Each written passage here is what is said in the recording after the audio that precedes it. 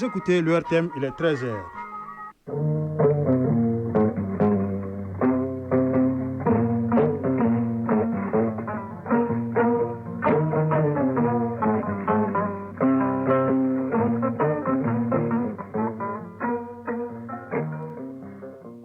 Le journal Siaka Konaté. Mali Actualité, deuxième édition, les titres. Le président de la transition générale d'armée, Assimi Goïta, a présidé ce matin au palais de Kouloua la montée du drapeau de l'AES. Pour la première fois, la fanfare nationale a exécuté la confédérale, l'hymne de l'AES, pour accompagner cette montée du drapeau. Quant au Premier ministre, il a reçu ce matin la présidente et directrice générale de l'International Crisis Group. Les échanges ont porté sur le processus de réconciliation, la cohésion nationale, sociale, la lutte contre le terrorisme et le retour des déplacés. Le Rwanda annonce son retrait de la communauté économique des États de l'Afrique centrale au motif que le dernier sommet de l'organisation l'a privé de son droit d'assurer la présidence tournante de la CAC.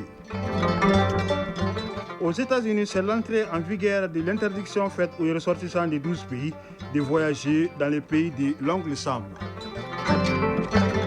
Sport football, le Mali joue contre l'Arabie Saoudite aujourd'hui au compte de la troisième journée des matchs de poule du tournoi Maurice Revelo qui se déroule en France. Le Portugal a remporté hier soir la Ligue des Nations en s'imposant à l'Espagne 3-5, 5-3 à l'issue de l'épreuve des tirs au but. Mesdames et messieurs, bonjour, bienvenue dans cette édition mise en onde par Levanta Ouattara et mise en ligne par Mohamed Koulibaly. L'hymne de la Confédération des États du Sahel, appelée la Confédérale, a été exécuté ce matin pour la première fois par la fanfare nationale. C'est à la faveur de la montée du drapeau de l'AES au palais de Koulouba. La cérémonie était présidée par le président de la transition chef de l'État, chef suprême des armées, général d'armée Assimi Goïta, également président de la Confédération des États du Sahel. Le chef de l'État a salué le drapeau, symbole de la souveraineté de l'espace AES. On notait la présence des membres du gouvernement, du Conseil national de transition, des ambassadeurs des pays de l'AES et amis. Au-delà de la mélodie, la confédérale véhicule des valeurs importantes que chacun d'entre nous doit connaître. Nous y reviendrons en détail avec Garibou Pérou dans nos prochaines éditions. Audience à la primature, le Premier ministre, ministre de l'administration territoriale et de la décentralisation, le général de division Abdoulaye Maïga, a reçu ce matin Dr Comfort Héro, présidente et directrice générale de l'International Crisis Group, une organisation non gouvernementale qui œuvre en faveur de la prévention et de la résolution des conflits armés. L'audience, qui s'est déroulée en présence du ministre de la Réconciliation, de la Paix et de la Cohésion nationale, le général du corps d'armée Ismaël Ouaki, a permis de donner la vision de notre pays en matière de réconciliation, de cohésion et de lutte contre le terrorisme. Le ministre en charge de la réconciliation a expliqué les actes posés par le gouvernement dans le cadre de la réconciliation, du retour des déplacés extérieurs, du désarmement et l'intégration des ex-combattants. Après avoir rappelé l'histoire de la crise dans notre pays, le Premier ministre, chef du gouvernement, a insisté sur la vision du président de la transition pour un Mali uni et réconcilié. Pour le général de division Abdoulaye Maïga, ce n'est pas un tournoi souverainiste, encore moins un tournoi antipartenaire, comme le pensent certains, mais plutôt un retour à la normale. La PDG de l'International Crisis Group, qui dit soutenir la paix et la sécurité, sort de cette audience avec beaucoup d'éléments qui devraient lui permettre d'équilibrer ses futurs rapports. En troisième région, la campagne agricole 2025-2026 est en cours d'installation dans la région de Sikasso, zone de production agricole par excellence, avec un démarrage précoce constaté dans l'installation des pluies. Les producteurs tracent déjà les contours d'une saison à fort enjeu, partagée entre espoir et inquiétude quant à l'approvisionnement en intrants, l'irrégularité dans l'installation des pluies. La prévision est de plus d'1 500 000 tonnes de céréales, compte rendu Moussokoro Sérémé qui nous appelle de Sikassou. Après une campagne agricole 2024-2025 exceptionnellement réussie, avec plus de 808 000 tonnes d'excédents de céréales encore disponibles sur le marché, la région de Sikasso amorce la nouvelle saison 2025-2026 avec optimisme, malgré une incertitude climatique et un retard dans l'acheminement des intrants. Dans certaines parcelles, les semis précoces montrent déjà leur première pousse, signe d'un début de saison encourageant. Al-Kassoum Barka, directeur régional de l'agriculture de Sikasso. Nous sommes à ce jour à 138 mm en 8 jours, contre 33,9 mm en 4 jours pour 2024. Et ces pluies précoces ont permis quand même aux producteurs de mener des opérations de labour, de transport de fumure organique et même l'installation de certaines cultures comme l'igname, la patate, les taros, le maïs par endroits. Les prévisions pour cette campagne, il est prévu 661 562 hectares pour 2025, toutes céréales confondues. Nous nous attendons quand même à une bonne production, parce qu'en termes de production, il est prévu 1 500 000 tonnes de céréales. Si les conditions climatiques sont pour l'heure prometteuses pour réussir la campagne, la fêtière des organisations paysannes et des producteurs reste tout de même en alerte en suivant de près l'installation des pluies et appelle à la mobilisation générale pour éviter de compromettre les rendements. Abdoulaye Bamba, président de la Chambre régionale d'agriculture de Sikasso. L'hivernage, ça commence, ça continue. Si tu restes à dormir, tu seras en retard. Et cela va te coûter cher, tu n'auras pas de quoi nourrir ta production, que Dieu nous en garde. Mais tout ce qui veut favoriser ça, ce résultat, c'est que réellement les jeunes et les femmes s'engagent dans les activités agricoles. La souveraineté alimentaire aussi, c'est le paysan et les techniciens qui sont ces soldats. Et aussi, ils doivent se donner de la main pour qu'au moins on puisse quand même se nourrir au Mali. Aminata Diakité, productrice. L'intervalle entre les pluies est parfois trop long. Et si ça continue, les jeunes plants vont sécher. C'est pourquoi c'est risqué maintenant de mettre les engrais. Nouhoum Doukouré, producteur. En fait, Salo, c'est le Niasoro Dobeka Kabada. On a déjà terminé avec le labour. Les champs de sorgho sont préparés et le maïs est semé, mais sans engrais, la réussite de la campagne sera difficile. Sikasso entame donc cette saison agricole 2025-2026 sur fond d'espoir et de mobilisation. Mais le climat, la logistique et la coordination des efforts seront les arbitres silencieux d'une campagne que tous espèrent aussi fructueuse que la précédente. Sikasso, Moussokoro Sérémé et Taïro Konaté pour l'ORTM. À Sikasso, les corporations socio-professionnelles de la cité mystérieuse s'identifient à la fois par leur quartier et surtout par leur danse. Danses qui sont pratiquées à des périodes bien déterminées de l'année. Par exemple, le Ala, c'est pour les cultivateurs du quartier Saré-Keina, après une bonne récolte. Le Dimba pour les maçons du quartier Sankouré. Pour les bouchers du quartier Djingarébert, c'est la danse majestueuse Barbarba. La pérennisation de ces danses pose problème. Pourquoi? Réponse dans ces reportages depuis la cité des 333 saints avec Nadim Baba Sissé. Depuis la nuit des temps, les activités socio-professionnelles sont bien structurées à Tombouctou. Les maçons, en passant par les bouchers, les cultivateurs ou encore les mineurs de Saline de Taoudeni, chacun est localisé dans un quartier et s'identifie par des danses de réjouissance à des moments particuliers de l'année.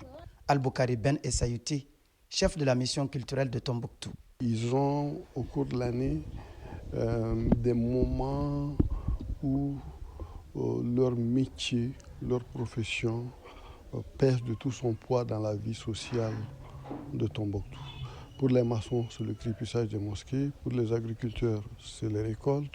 Pour les mineurs, c'est le retour de l'azalaï, etc., etc. Donc, généralement, après ces grandes périodes de labeur, de travail et aussi de joie, parce que c'est le moment où ils peuvent compter les recettes. Les maçons du quartier Sankoré, chargés du crépissage annuel des mosquées, jubilent autour du Dimba, qu'une série de femmes accompagne avec des instruments de musique traditionnelle. Bilal Mahaman Traoré, conservateur. Cette danse a plusieurs étapes dans ses préparations qui consistent vraiment à respecter certaines règles. Donc c'est une danse mystique qu'on n'organise pas à n'importe quelle occasion. À l'occasion des mariages, dans les grandes familles des maçons, à l'occasion des grands événements, cette danse est organisée, en tout cas pour rendre hommage en tout cas à un grand maçon ou bien en tout cas à un descendant des maçons. Sarekena, c'est le hala, une danse symbolisant la joie du cultivateur après belle récolte. Mahaman Handedou, conseiller à Sarekena. Hala est une chanson historique, en même temps une chanson paysan. C'est le paysan qui est guerrier et c'est le paysan qui est d'un côté historique aussi. Ça rappelle leur village d'origine, leur village de transit. Ça rappelle beaucoup de choses. Cette danse des cultivateurs serait née d'une anecdote. Mahaman Handedou, conseiller du quartier Sarekena. Une fois, ils ont été faire un investissement humain pour un vieux. À la tombée du soleil, les paysans là, ils disent qu'ils ne vont jamais venir sans que le travail soit fini. Le chanteur est en train de chanter pour les égayer. C'est-à-dire quand le travail est fini, ça veut dire que le corpus est passé. C'est-à-dire l'heure de la prière est passée. Le chanteur maintenant a dit « Astaghfirullah al-mari banda harouessé ». Les gens là qui sont en train de travailler, là, de piocher les gens là, l'heure de la prière est passée, donc que Dieu leur pardonne. Djingareber danse au rythme du barbarba, une danse majestueuse où les bouchers se déguisent en djinn avec des objets tranchants à la main, ornés des organes des animaux qu'ils abattent en longueur de journée. Quant au quartier Belafarandi, les femmes chantent le djaba, qui pour la première fois louait la bravoure d'un représentant de l'État. Cette chanson a toute une histoire avec des mutations sociales, mais aujourd'hui, elle va au-delà. Handan Belle Talfi, habitant de Belafarandi. Elles le font pour un de leurs copains qu'on appelle Oye, qui était le canton au temps colonial. Donc chaque fois, quand on chante le djaba, vous entendez Oye, Keyas Kanto. Oye, c'est toi le canton. Donc c'est une danse propre à leur groupe. Nous avons des très grandes hôtes.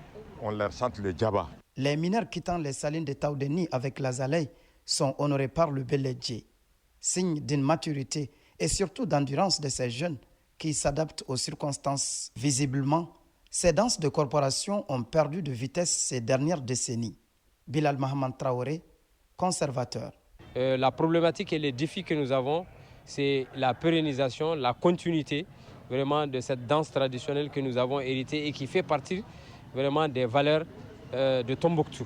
Al-Boukari Ben Essayouti, chef de la mission culturelle de Tombouctou. Ces corporations ont des problèmes de ressources humaines parce que c'est pas le système d'apprentissage est lent, le système d'apprentissage se perd parce que les grandes familles de maçons, de bouchers, de mineurs, les enfants vont à l'école maintenant.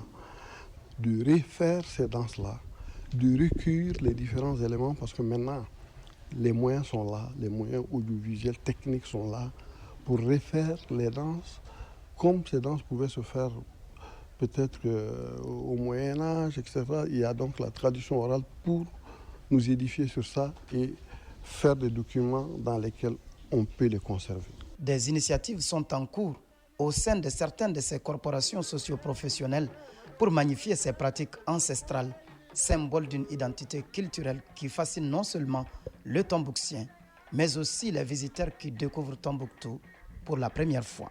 Tombouctou Najim Baba Sissé, Hassan Haïdara pour l'ORTM. À Ségou, lancement à Baraouli du projet de renforcement de la couverture vaccinale et de la demande communautaire. Ce projet d'urgence de 12 mois cible les enfants de 0 à 23 mois laissés pour compte dans le processus de vaccination. Le projet est mis en œuvre par l'ONG Aman Gourma et reportage Kandé Sela depuis Ségou.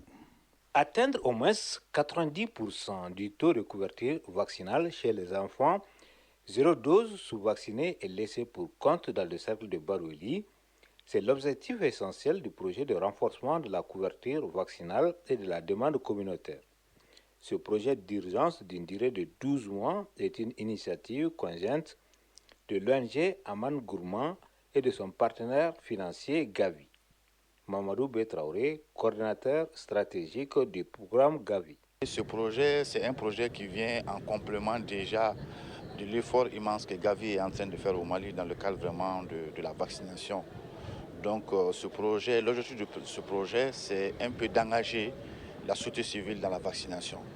Parce que nous avons constaté qu'aujourd'hui, quand vraiment la société civile se mobilise à travers les ONG et les communautés locales, ça a un impact vraiment très positif sur l'amélioration de la couverture vaccinale.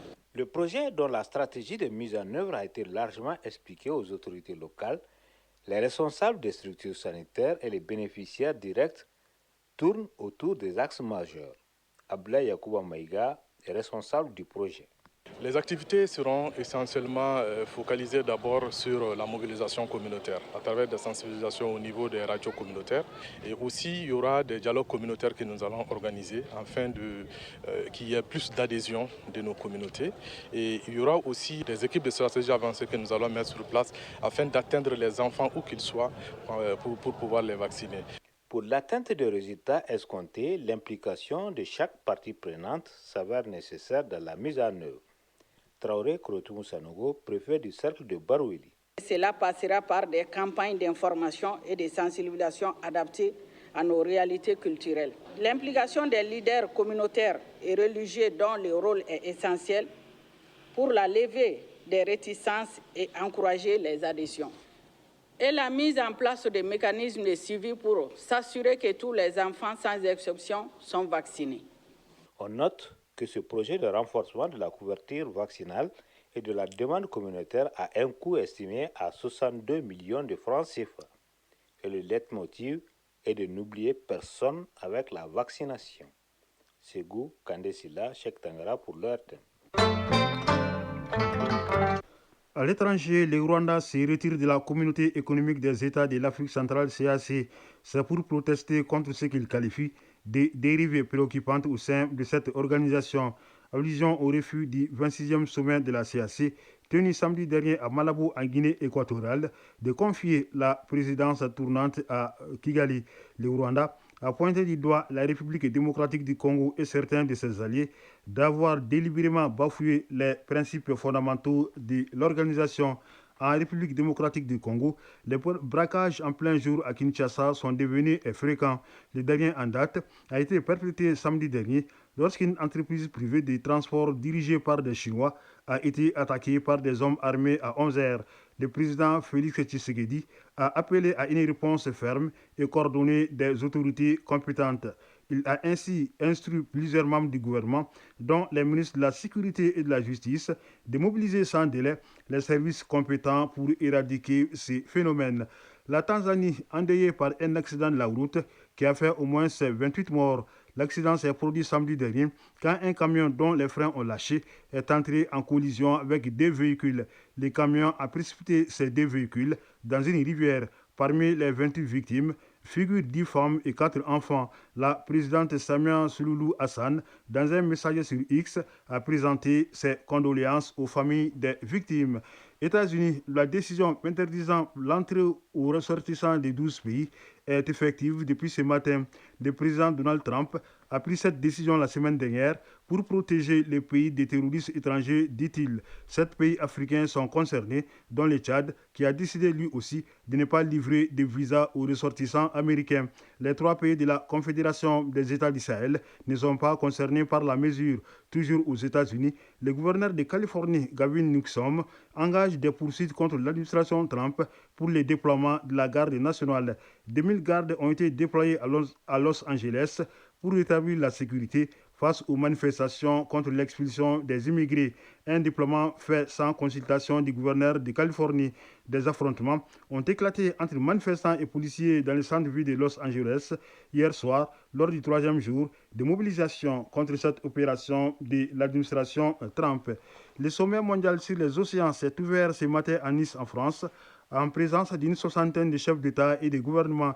Lors du sommet, le président Emmanuel Macron a appelé à la mobilisation internationale pour protéger les océans. Si la Terre se réchauffe, l'océan, quant à lui, est en ébullition. La première réponse, c'est donc le multilatéralisme, a-t-il déclaré. Pour le secrétaire général de l'ONU, Antonio Guterres, les océans ne doivent pas devenir un Far West de l'extraction minière. Le président brésilien Lula da Silva a de son côté dénoncé la menace de l'unilatéralisme planant sur les océans. Comme le secrétaire général de l'ONU, il s'en prend au président américain Donald Trump qui veut lancer l'exploitation minière dans les eaux internationales du Pacifique.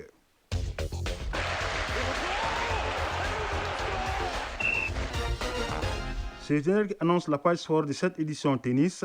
Roland Garros 2025 a connu son épilogue hier avec le sac de l'Espagnol Carlos Alcaraz, numéro 2 mondial, face à l'Italien Yannick Sinner, numéro 1 mondial. Football, Ligue des Nations en Europe, l'édition 2025 a été remportée hier par le Portugal, vainqueur de l'Espagne 5-3 au tir au but.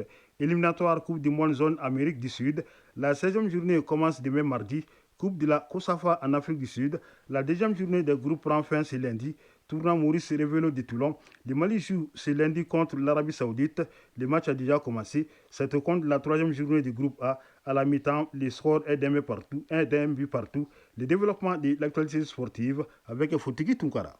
Le Mali affronte ce lundi l'Arabie Saoudite. Ce match s'inscrit dans le cadre de la troisième journée du groupe A du tournoi Maurice Révélant de Toulon en France. Le coup d'envoi du match est prévu à midi. 4e sur 4 dans la poule. La victoire est impérative aux jeunes Maliens pour éventuellement passer au Caridas. Dans l'autre match du groupe, le Panama sera opposé à la France à partir de 15h30 minutes. Demain mardi, au compte de la troisième journée du groupe B, le Danemark sera face au Japon à midi. Le Mexique sera aux prises avec le Congo-Brazzaville à 15h30 minutes.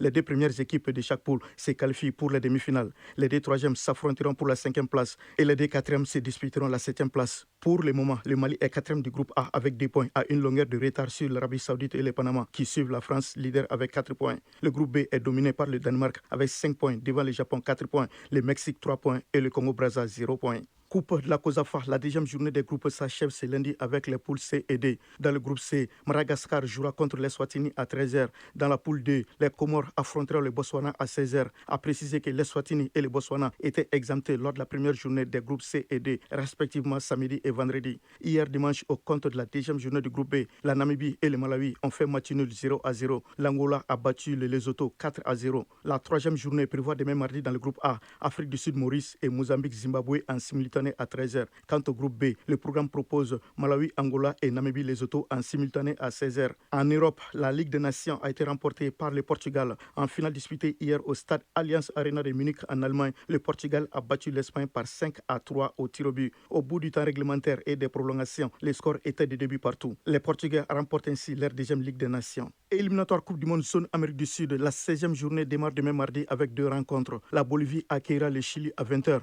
L'Uruguay recevra le Venezuela à 23h. Suite et fin de cette 16e journée mercredi avec Argentine-Colombie à 0h, Brésil-Paraguay à 0h45 minutes, Pérou-Équateur à 1h30 minutes. Après 15 journées disputées, l'Argentine déjà qualifiée domine les débats avec 34 points devant l'Équateur et le Paraguay, 24 points chacun. Le Brésil est 4e avec 22 points devant l'Uruguay, 21 points. La Colombie occupe la 6e et dernière place directement qualificative pour la phase finale. En tennis, Carlos Alcaraz remporte Roland Garros 2025 aux dépens de Yannick Sinner. En finale disputée hier, le numéro 2 mondial a renversé le numéro 1 mondial après avoir été mené par 2 manches à 0. 4-6, 6-7, 6-4, 7-6, 7-6. L'Espagnol est le 9e joueur de tennis à avoir réalisé cet exploit en finale de Grand Chelem et le 3e à l'avoir fait en ayant sauvé en plus au moins une balle de match. Jouée en 5h29 minutes, cette finale de Roland Garros 2025 est officiellement devenue la plus longue de l'histoire du tournoi. C'est la première fois qu'une finale dépasse les 5 heures de jeu. Le précédent record appartenait à l'édition de 1982 où Mats Wilander avait battu Guillermo Vilas en 4 manches au bout d'un match de 4h42 minutes. Chez les dames, le trophée a été remporté samedi par l'américaine Coco Gauff, numéro 2 mondial, aux dépens de la Biélorusse